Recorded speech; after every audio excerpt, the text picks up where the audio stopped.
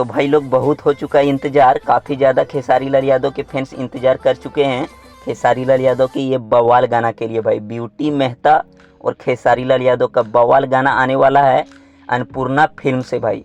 और अन्नपूर्णा फिल्म से आने वाला है तो समझिए भाई अहिरान वाला गाना आने वाला है। ब्यूटी मेहता और खेसारी लाल यादव का बवाल गाना भाई पूरी तरह से कंप्लीट हो चुका है। आज किसी भी टाइम भाई इस गाने का पोस्टर और टीजर को आउट कर दिया जाएगा।